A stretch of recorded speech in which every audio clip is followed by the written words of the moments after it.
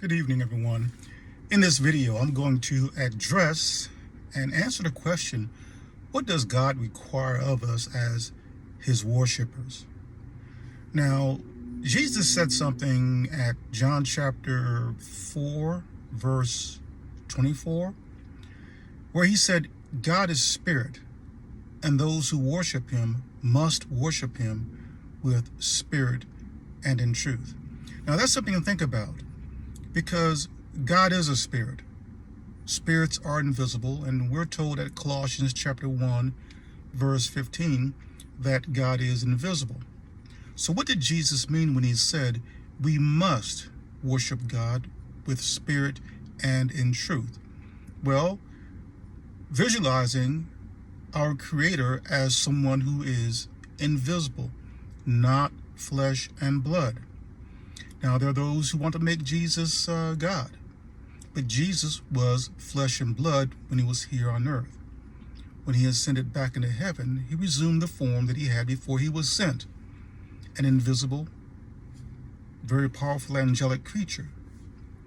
But Jesus himself said that we must worship God with spirit and in truth. So that God is a spirit and we can't see him, that requires that we exercise faith to worship a God that we cannot see. All one has to do is read the definition of faith that Paul gave us at Hebrews chapter 11, verse 1. But Jesus also said that we must worship God in truth. Now, that's also something to think about, because Jesus identified himself as being from God, and that he is God's word, and that he is the truth. So we must worship God through our Lord and our Savior, Christ Jesus. It is as simple as that. So when Jesus said that we must worship God with spirit and in truth, it is in that manner. So God does require that his worshipers worship him in that way, with spirit and in truth, and not through idols made by men and by hands and things that we can see. There are those who even make books. They elevate books or a book to a lofty and holy position where it does not belong.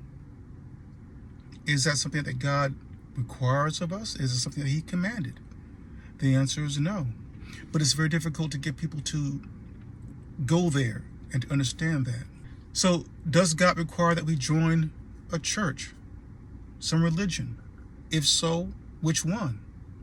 Christianity, Islam, Hinduism, Buddhism? Does God require that we gather men and some women about us as our teachers and our leaders? These self-proclaimed pastors and apostles. Is that something that God requires of us? Does God require that we become students of a book called the Bible? I'm going to address that in this presentation. Next to God requiring that we worship him with spirit and in truth, God also requires that we be obedient to him. And we can see that as far back as in the book of Genesis, there in the garden, where God laid the command upon the man that from every tree in the garden he may eat for food. But as for the tree in the middle of the garden, the tree of the knowledge of good and bad, he is not to eat. For in the day that he eat the fruit from that tree, he will die. Well, we all know the consequences of Adam's disobedience to God. Death. Not eternal torment, but death. One day Adam will have a resurrection, thanks to the second Adam, Christ Jesus. So God requires obedience. What is one other thing that God commanded of us that we be obedient to? Well, many of you have heard me quote this scripture many times before, at Luke chapter 9, verse 35, that we listen to his son. You see, Jesus is the sent one from God, and God commands that we listen to his son. Yes, there are prophets of old and other persons that God spoke to mankind through back then, but today God speaks to us through his son.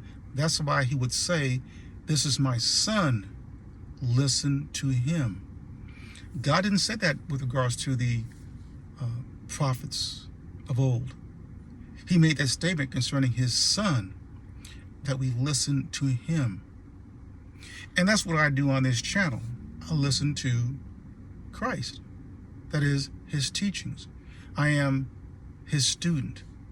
So God requires that we be obedient in that regard also, that we listen to his son. If it was a choice between me listening to a book called the Bible or some well-known preacher, pastor, teacher, or whatever, I'm going to choose Christ every time, hands down, without even giving it a second thought. If a prevailing teaching, say for example the Trinity or eternal hellfire as punishment, or going to heaven, or once saved always saved, is taught by men and the religious organizations that they belong to, but Christ didn't teach those things, I'm siding with Christ in spite of the majority view. You see, it's not going to be the majority in this world that will have the truth. Only a few will find it. And even those who find it, will they accept it as the truth? Because the world will put pressure upon you not to accept the truth. The world will put pressure upon you to accept that which is not the truth, and we know those things as being lies. And the Trinity and once saved, always saved, going to heaven, eternal torment in a hellfire, the rapture, these are all lies, because a vast majority believe those things. But God also wants sacrifice from us. You see, he created us. He gave us these wonderful bodies. He's given us a mind to think for ourselves.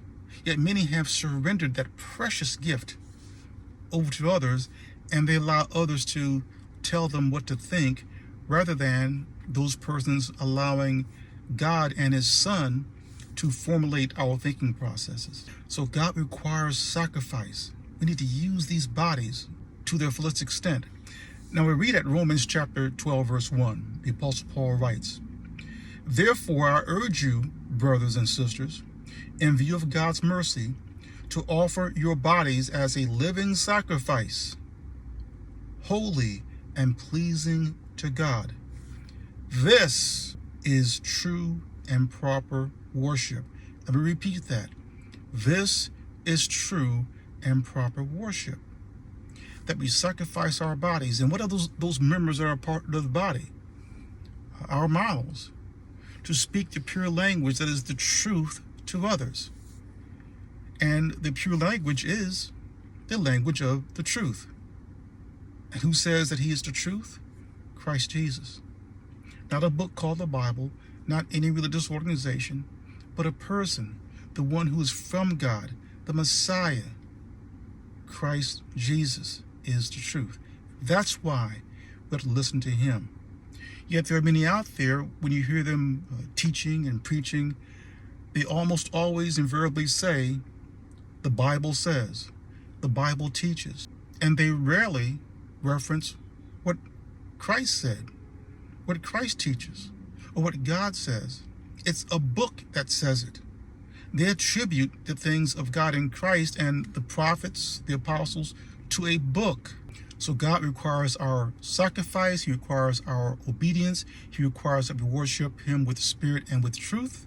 But God requires something else of us as his worshipers. He requires that we do his will.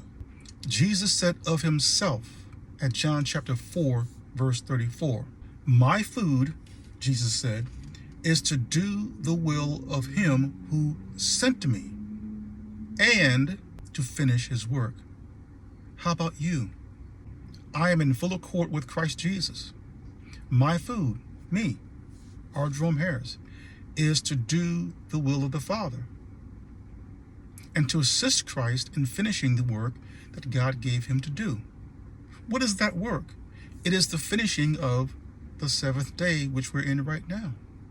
Not a literal 24-hour Saturday or Sunday, as many believe. We are in a time period called the Sabbath day. All the other creative days, each day spanning many thousands of years, we don't know for sure, but we know that it wasn't a literal 24-hour day, those creative days in Genesis. But after each of those days, God said, and the evening and the morning is that day. But as for the seventh day, God has not said that yet, because the seventh day has not been completed. It is unfinished. God rested on the seventh day. We are incomplete because we're imperfect. When Christ perfects us during his 1,000-year kingdom, which is still yet future, and we're perfect, and the last adversary of God is destroyed, and God's kingdom comes down to the earth, that will be the finishing of the seventh day, a day that will never end. The seventh day is everlasting, eternal life here on earth. When God created the man Adam, God didn't create the man to die, did he? He placed him in an environment, Eden. And Eden really was the earth back then, because there was nothing else but Eden. Eden was the earth. God placed a man on the earth. He raised him out of the earth, and that's where he would live forever until Adam was disobedient. There are consequences, grave consequences, for being disobedient to God. Our food should be the same food that Jesus mentioned there at John chapter 4, verse 34, to do the will of the one who sent him, to do the will of the Father. Now, Jesus mentioned something there at Matthew chapter 7, verse 21 through 23. Why would Jesus say there, to many, I never knew you? Well, if you read Matthew chapter 7, verse 21 through 23, Jesus said it is because they do not do the will of my Father. They don't eat the same food as Christ. They eat a different food.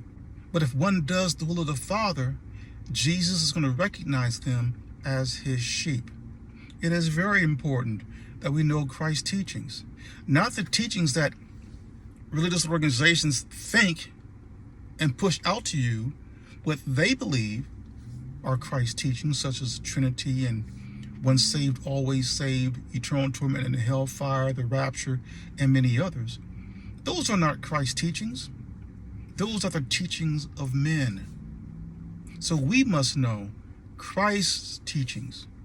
Christianity does not teach Christ's teachings. Christianity teaches Christianity's teachings.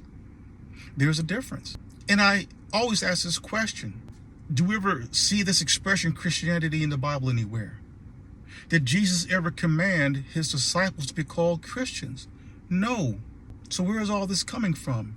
It's coming from men.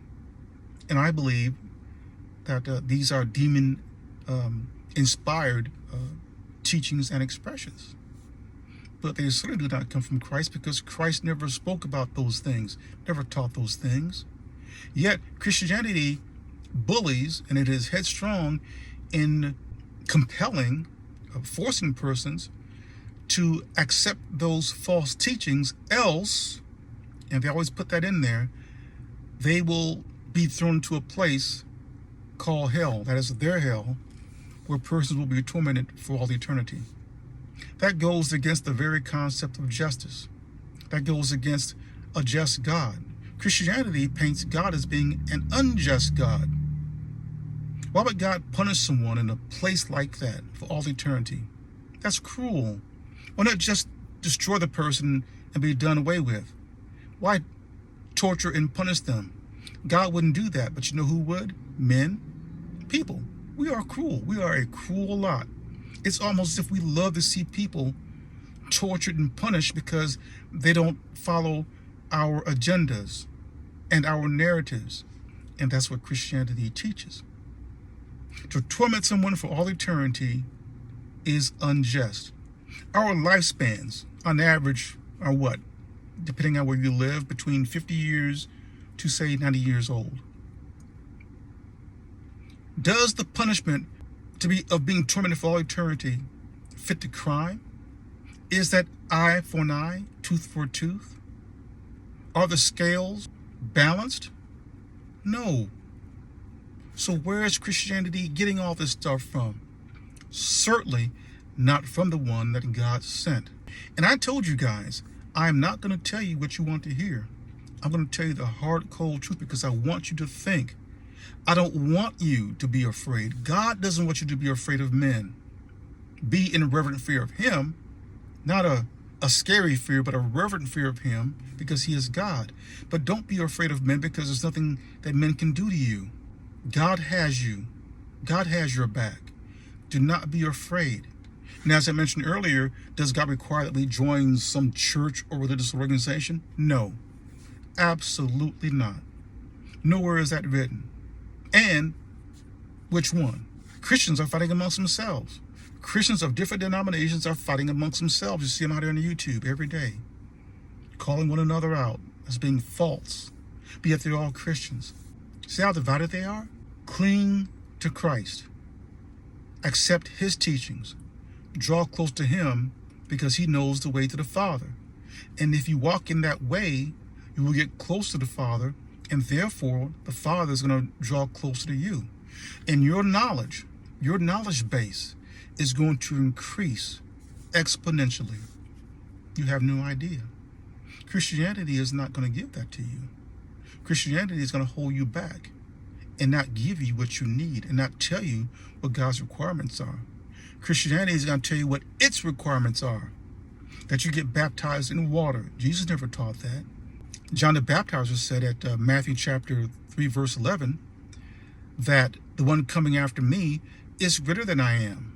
John said that he baptizes with water for the repentance of sins, but the one coming after him baptizes with Holy Spirit and fire. So why is the world associating baptism with water, a lesser baptism? The greater baptism is not with water. It's with Holy Spirit and fire. And we do not see anywhere where Jesus baptized his disciples or even his chosen ones, the apostles, the 12, with water. It's not there. Why? Because water is not his baptism. When Jesus allowed John the Baptizer to baptize him in water, that encompassed his greater baptism with Holy Spirit and fire. And it was also a testimony that a new guy was on the block. John's ministry would diminish, a new ministry would be coming on board. And that new ministry, that's the ministry of Christ Jesus, would have a greater baptism with Holy Spirit and fire. But Christianity is not going to teach you that. Christianity deals with deception and with lies. It may appear to be Christ-like, but it's the things that it speaks, and even the things that it does. Its conduct is not in alignment with the teachings of Christ. So what would I recommend? I can't tell you guys what to do. I would recommend coming out of it. Get out of her, my people. You will never go wrong if you sit down before Christ and allow him to be your teacher. And that will be the subject of the next video. This is R. Jerome Harris, the disciple. Thank you for listening.